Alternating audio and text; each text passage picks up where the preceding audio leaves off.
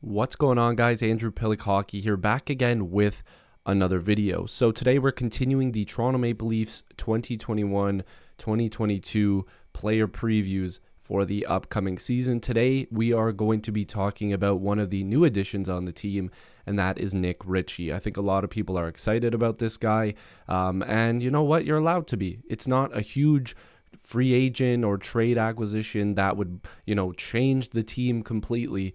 But you never know. Players like Nick could definitely bring a different element to this squad, and we're going to be talking about that coming up. So if you are new to this channel, make sure to like this video and subscribe. I would greatly appreciate it. I know a lot of people that watch these videos aren't subscribed. I would really appreciate it if you did subscribe. It only takes a second and it's completely free. So liking and subscribing would be greatly appreciated. And also thank you to all the people that have been sticking around on this channel.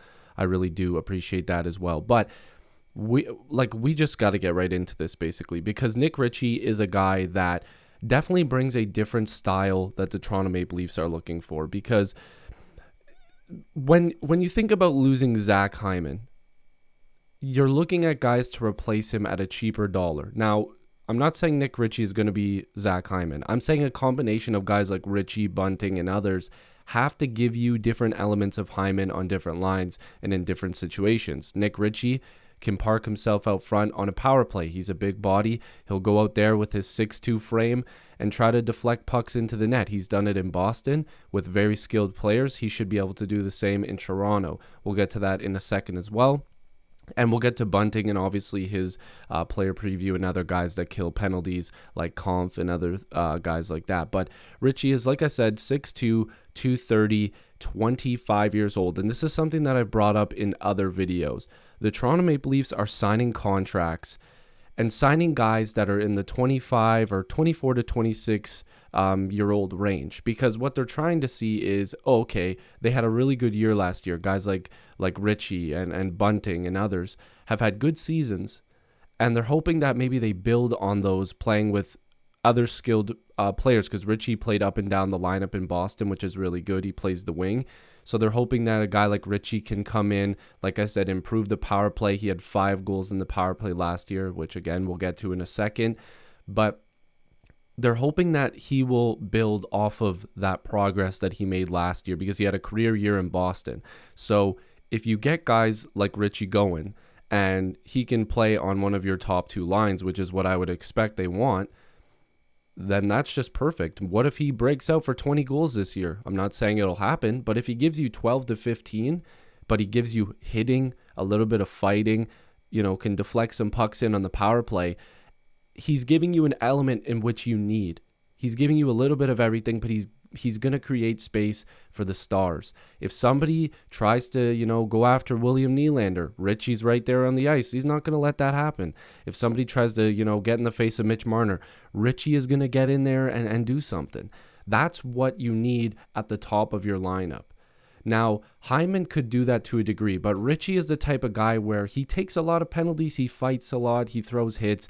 He's going to do that to a different level. You're not seeing Hyman go in there and just drop the gloves all the time, whereas Richie is probably more inclined to make something like that happen. He doesn't need to fight all the time, but we can't just expect a guy like Wayne Simmons to go out there and fight all the battles for the Toronto Maple Leafs. You need somebody that can actually play more than 15 minutes a night, which is what Richie did in Boston last season, and give you a little bit of that grit. So, like I said, big frame, will work on the power play. He scores a lot of goals out front of the net. His contract this upcoming season is $2.5 million, and then they've got him again for the next season, which is good because the Toronto Maple Leafs are probably going to have a bit of a roster turnover in the 2022-23 season, especially if they don't make something happen this year. They got to win some playoff rounds.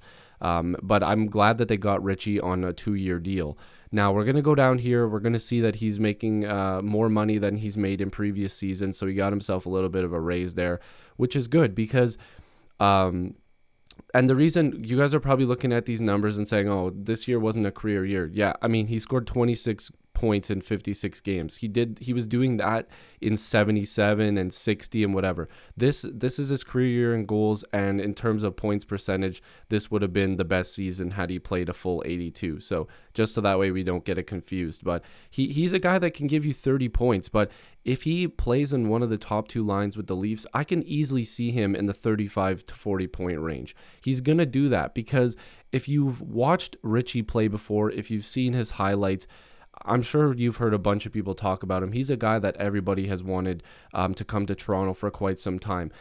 And not everybody, but there's a lot of people. The physical fans of the game, they really wanted to see a guy like Ritchie come to Toronto because he crashes and bangs out front of the net. A lot of his goals are him being in the right place at the right time, which is good for hockey IQ. You need a guy that's going to be smart out there, getting to the right areas. He's not afraid to crash and bang out front of the net. When he stands out front there, that 6'2", 230-pound frame is not easy to move. So that's always a good thing. He scores a lot of tap-ins. He's in, like I said, he's in the right place at the right time. That's something that the Leafs need. There's a lot of times last year, including Mikheyev, who could have won the series for Toronto, was out front of the net and couldn't get the puck into the net. That's just how it is. Go back and watch it. William Nylander made a perfect shot to deflect it right to Mikheyev. The Leafs, if they score that, it was like a minute or something left, they would have won the series against Montreal. So if you've got a guy like Ritchie that can finish out front of the net, that has a decent shot, who's able to put himself in good positions, that's perfect for the Toronto Maple Leafs. That's exactly what they need in that top six. They need a guy that can finish. They can't rely on a guy like Mikheyev to go up there and just know what he's doing right away. Mikheyev has kind of fallen off. I think he's going to be a bit of a checking line guy if they don't trade him. But I like the fact that he had 15 goals last year, career high by 1 goal, but he did it in significant amount of less games. In the playoffs, he had 4 points in 11 games. He took a bit of a different role in the playoffs because they wanted to throw Taylor Hall up there, which, I mean, can you really blame Boston? But he can play up and down the lineup, and I really like that. Now, if we're looking at some numbers here, just in terms of their forwards, I believe he ranked 7th on the team in points. I don't mind that number. Time on ice per game, you're going to see, obviously, they've got a lot of their defensemen coming up, but Ritchie played over 15 minutes a night. I could see him getting towards the 17 to 18 minute mark in Toronto, just because they want him in the top 6, I would imagine. In terms of penalty minutes, he was up there, 37 penalty minutes in 56 games played. So you're hoping that if he is going to take this many penalty minutes, that it's going to be fighting majors and not just a regular tripping penalty or something like that. Power play goals, this is what I wanted to show you guys. He was 3rd on the team. Pastrnak had 1 more than him. Obviously he played in less games, but it's David Pastrnak, let's be honest here. But he got more time on ice, and of course we had Patrice Bergeron, one of my favorite players in the league that's not a Toronto Maple Leaf, which is kind of crazy because of what he's done to this team. But 7, so he knows what to do on the power play. He's got a decent idea of what he needs to do out there to get pucks into the net, to make sure that he can be an asset for the team. Because when you've got a guy that big, we've seen it time and time again, and Boston does it all the time. They used to do it with Chara sometimes. That 4-1 comeback that we all don't want to talk about, they stuck Chara out front of the net because how the hell are you going to move that guy? He's huge. And Ritchie is a big dude. He's not as big as Chara, but he's going to bring that element. And I do see him playing in the top 6 to start the season, especially if they like what they see early on in camp.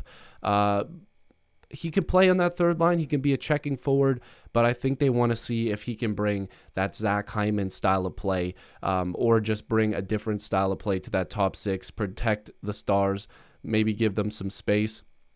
I personally would like to see him on the 2nd line with Tavares and Nylander. I think that would probably work out best.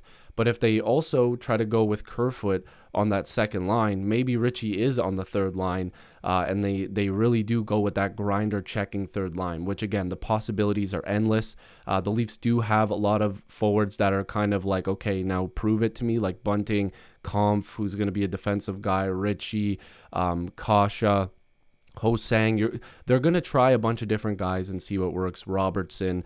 And I think Ritchie definitely is a guy that's going to improve this team. I think he brings a good element to this squad. So hopefully you guys enjoyed this. Again, there's going to be tons more I'm doing everybody on this team. If you guys are new here, make sure to subscribe. I'd really appreciate it. Join the squad. I love and appreciate you guys as always. Nick Ritchie, Player Preview 2021-2022 season. I'll see you guys in the next video or stream. Peace.